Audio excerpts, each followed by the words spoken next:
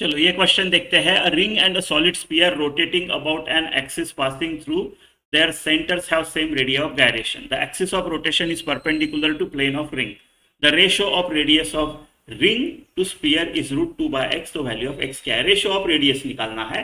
इनका radius of gyration same है, एक रिंग है एक सॉलिड स्फीयर है। एक्सिस रिंग का perpendicular to the plane of ring through centre है और स्फीयर का भी सेंटर से है। तो रिंग का through centre perpendicular to the plane क्या होता है? mr²। मान लो इसका मास m1 है, रेडियस r1 है। सॉलिड स्फीयर का क्या आएगा? 2/5 mr²। Passing through centre and axis is some diameter, passing through centre m to r2 का स्क्वायर, राइट। अब इसको मैं m के स्क्वायर लिख सकता हूँ, m1 k1 स्क्वायर, बट यहाँ पे रेडियस ऑफ गायरेशन सेम है तो k1 k2 सेम है तो मैं k लिख देता हूँ m के square, right. Radius of gyration का डेफिनेशन ही ऐसा है ना। Moment of inertia about an axis point of view, ऐसा एक पॉइंट जहां पे सारा का सारा मास उस बॉडी का कॉन्सेंट्रेटेड है।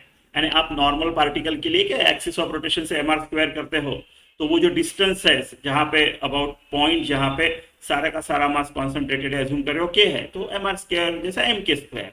और मोमेंट ऑफ इनर्शिया, राइट, उसका सेम रहेगा अगर आपने m के स्क्वायर किया और अदरवाइज कैलकुलेट किया कोई और मेथड से।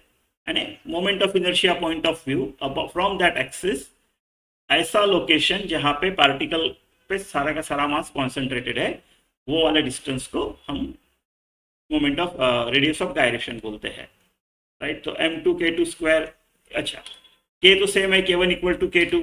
अगर मैं इन दोनों को एक दूसरे से डिवाइड करूं तो k गया, ये m1 गया, ये m2 गया, यानी मेरा r1 का स्क्वायर अपॉन 2/5 r2 का स्क्वायर, इस इधर तो एक ही बचा है, यानी r1 का स्क्वायर अपॉन r2 का स्क्वायर जो आता है वो आएगा 2/5, यानी r1/r2 क्या आएगा?